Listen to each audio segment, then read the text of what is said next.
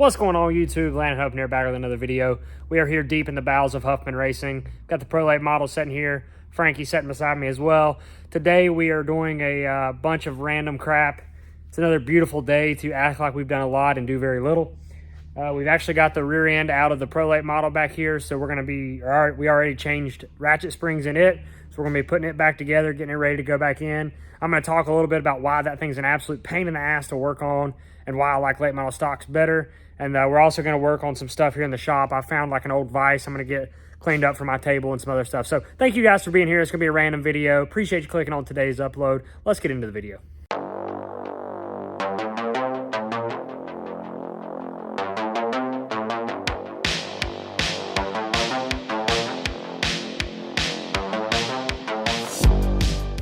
As you can see, I've got the rear end out of the Pro Late model, which Travis Moonhead Brown will be racing in the Carolina Pro Late model series on November 12th for the Fall Brawl at Hickory.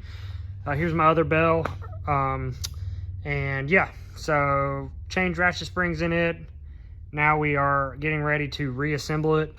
This thing had set for so long, so it's rusted up, but all the insides look really good. I'm happy with it. Get it back together, get it back underneath this thing, and go from there. But this is what I was wanting to talk about. Screw underslung chassis. I hate these things. 3-link cars, it was a pain in the ass trying to figure out just how to get the rear end out of this thing. Naturally, I didn't realize that that crossbar right there, that up and down bar on the rear clip, is actually slid back farther, you can see right there, than this one. So my dumb ass is pulling the rear end out this way, and in reality it's supposed to go out that way. But I had to take my top link bracket off and a whole bunch of other shit just to get it out, which was just really frustrating. It's even more frustrating when I'm used to working on something like that, which is just a standard over-the-top rear clip, and the rear end just drops out from under it instead of having to take all the brackets off and pull the shit out all these different directions just to get the damn thing out so you can even work on it. It's ridiculous. All right, I found this old-ass vise in the back, and I've got a table back there that I've worked on, and it actually had a place for a vise already. This thing seems like it works, so we're going to clean it up best we can, and I'm going to see if it will mount onto that. She's a little worse for wear, but like I said, it works. So if I can get it fastened down, we're in business.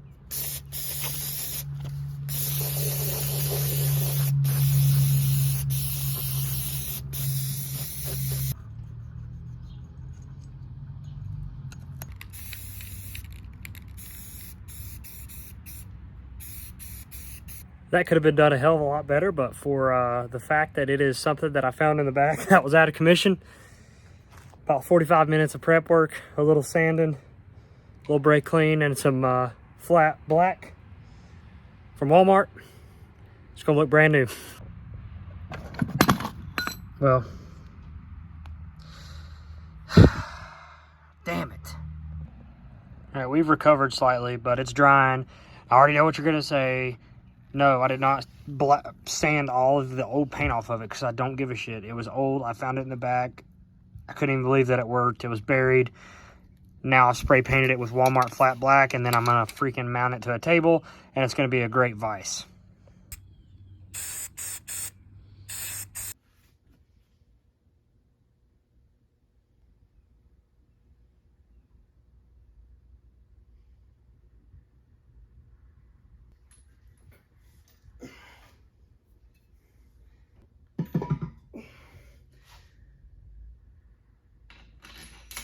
I didn't, it had a silicone seal to it, but it was greased up enough, in my opinion. It didn't need any more silicone. We're only running it one more race, and then this thing's probably going to come back out anyways, so as long as it seals good, I'm honestly okay with it. I forgot I have to go to dinner, and I'm 5 minutes late for the time we're supposed to leave, so I'm running up here in my change.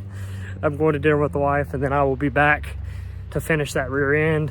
We got to torque those nuts on the bell bolts. And then, like I said, I think just the grease that I put on it should be enough. It shouldn't need any silicone. But when I get back down there, we'll go ahead and torque them and then get it back together, get my bracket back on. I doubt I'll put it back in today, but I'm back working my vise skin too.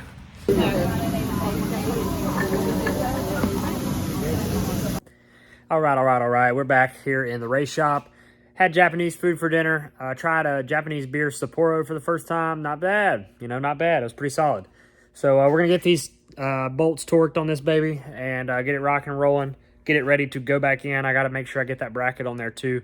But it won't go on until after it goes back in to the chassis, which is frustrating. So we're going to do that real quick, and then we're going to check on our vise, see how she's doing. This is our bracket piece, that the top link bracket that will go like this onto the rear end, and then it'll mount obviously to that top link, and that is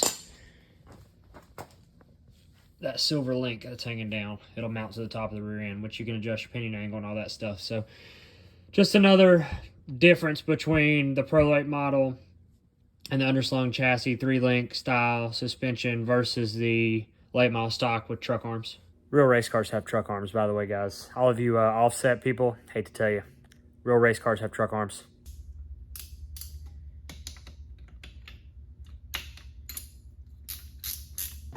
These are our little clamps, or the metal clamp pieces for it. So I'll go ahead and put them back on.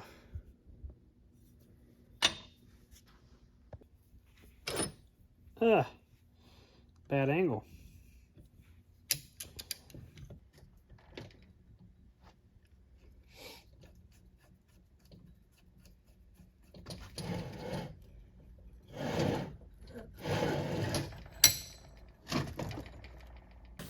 In all honesty, man, it has been a big learning experience working on this Pro car, just because everything I've always touched has been a perimeter chassis like the late model stock car.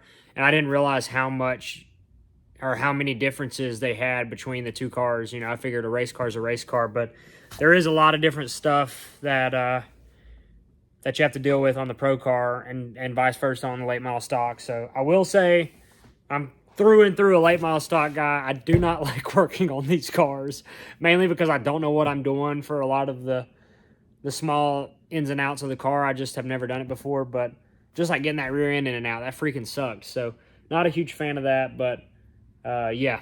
So I have actually gotten some space cleaned out here. This is our current shop situation.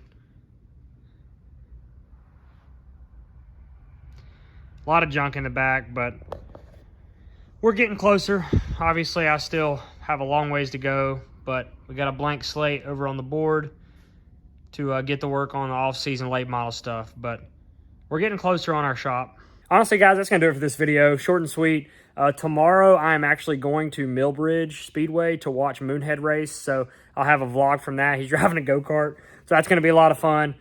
But other than that, that's going to do it. Just short and sweet video. I'm going to finish getting this rear end in tomorrow. I might include that in the video. I'm not sure yet for tomorrow. And then Saturday, I may go watch some Smart Modifieds go to battle at Tri-County Speedway. So that might be a good vlog opportunity too. But thank you guys so much for supporting the channel. We got a lot of content on the way. A lot of off-season planning and getting situated to try to either go for a Hickory Track Championship again next year, potentially a Cars Tour opportunity, or maybe a North Carolina State championship chase between Hickory and Wake County. Try to win 2 different track championships in 1 year, being that Wake races on Friday night.